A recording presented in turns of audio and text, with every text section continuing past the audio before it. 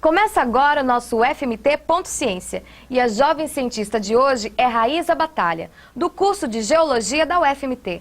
Ela participa de um projeto de pesquisa que analisa a geomorfologia estrutural e neotectônica da região de Chapada dos Guimarães, ou seja, analisa as formas de superfície, o relevo e também eventos tectônicos jovens dessa região. Ficou curioso? Então fique com a gente e saiba mais sobre a pesquisa da Raíza agora! Meu trabalho consiste na análise geológica da região de Chapada dos Guimarães. No primeiro ano, fizemos a abordagem hidrogeológica da região, onde foram analisados padrões de drenagem, fator de simetria de drenagem, entre outros dados, em que no segundo ano foram comparados ao mapeamento geológico que foi realizado nessa mesma região de Chapada dos Guimarães, onde podemos constatar que as duas bacias de drenagem que são analisadas, que é a bacia do Rio Cospozinho e a bacia Salgadeiro Paciência, indicam um basculamento. O que é basculamento? Basculamento é a atividade tectônica intraplaca.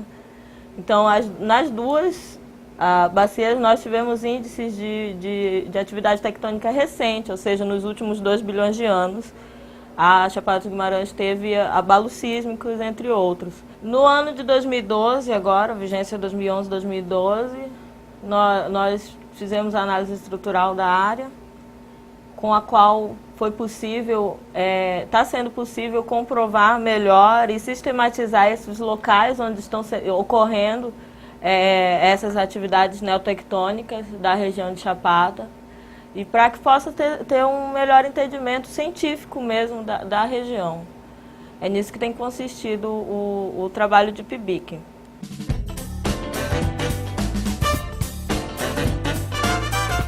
Como fruto do trabalho, eu publiquei no Simpósio de Geologia que ocorreu do Centro-Oeste, que ocorreu aqui em Cuiabá. Apresentei em forma de banner, levei o nome da UFMT.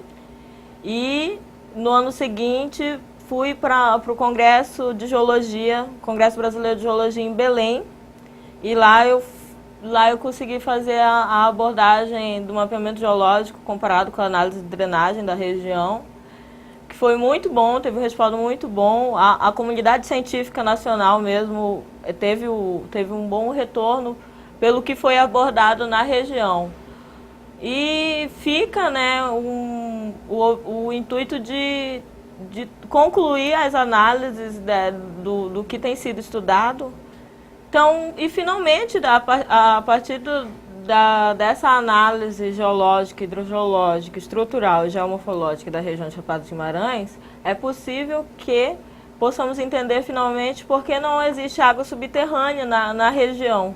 Se existe ou não um controle estrutural que capta essa água subterrânea ou não, visto que na região nós temos rochas sedimentares que são as rochas propícias para armazenamento de água, já que existem espaços vazios entre os poros de cada dos grãos dessas rochas.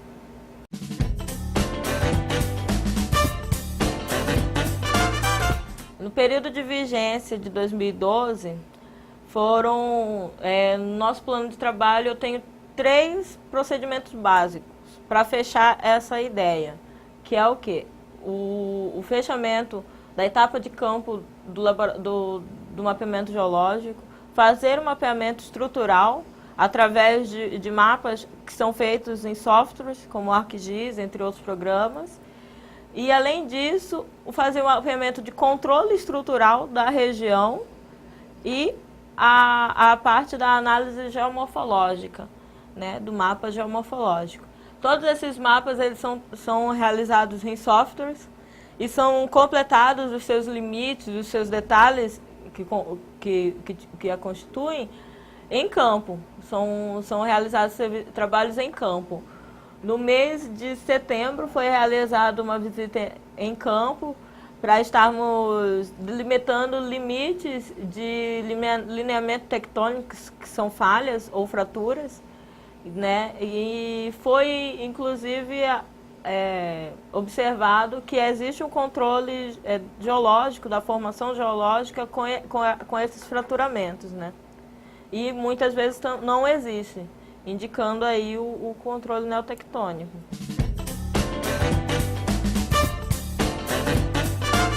A geologia de Chapada dos Guimarães consiste em um embasamento do Grupo Cuiabá, que são rochas com idade neoproterozoica, que datam de aproximadamente 2,5 bilhões de anos, que são oriundas do quê? Do grande oceano Cuiabá que existia nessa região.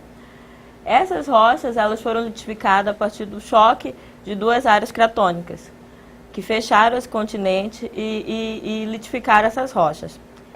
A partir disso, nós temos um braço do mar que veio e depositou os sedimentos da Bacia do Paraná. Esses sedimentos da Bacia do Paraná, nós temos a formação Furnas, que são aqueles arenitos brancos que são encontrados na região da Mata Fria e Salgadeira, que são oriundos de areia de praia. Nós temos o arenito vermelho, que é aquele dos grandes paredões, que são oriundos do grande deserto Botucatu, que foi o maior deserto que já existiu na história. E, além disso, nós temos a formação Ponta Grossa, subindo agora no sentido do Parque Nacional. A formação Ponta Grossa são siltitos de origem marinha que são fossilíferos. Daí a origem dos fósseis na Chapada. Então todas essas rochas foram depositadas e além delas nós temos uma cobertura laterítica rica em ferro que recobre tudo.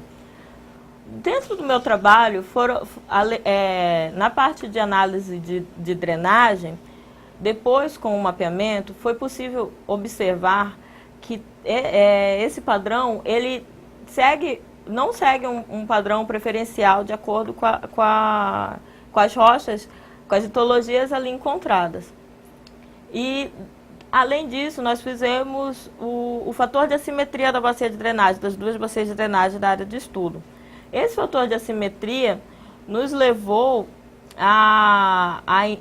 ao valor inferior a 50, em torno de 26,6 para a bacia Cospozinho e de 24,3, eu acho, para a bacia Salgadeira Paciência. Ambos inferiores a 50, que indicam o quê? Basculamento, que é uma atividade tectônica, na margem esquerda da bacia.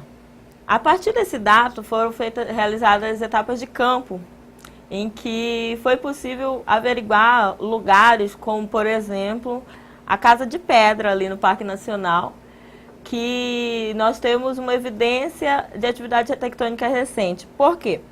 Porque o rio que ali se encontra, ele passava por dentro de uma camada rochosa e ocasionalmente, devido a um abalo sísmico, ele hoje passa embaixo. Qualquer pessoa que visitar essa região vai notar isso, de que se tornou-se uma caverna em cima e o rio hoje passa embaixo devido a esse abalo sísmico. Esse e vários outros lugares que nós temos catalogados e mapeados demonstram e nos trazem a crer dessa atividade tectônica recente na região. Parabéns pela iniciativa, Raíza. O FMT Ponto Ciência chegou ao fim, mas amanhã a gente volta. Tchau!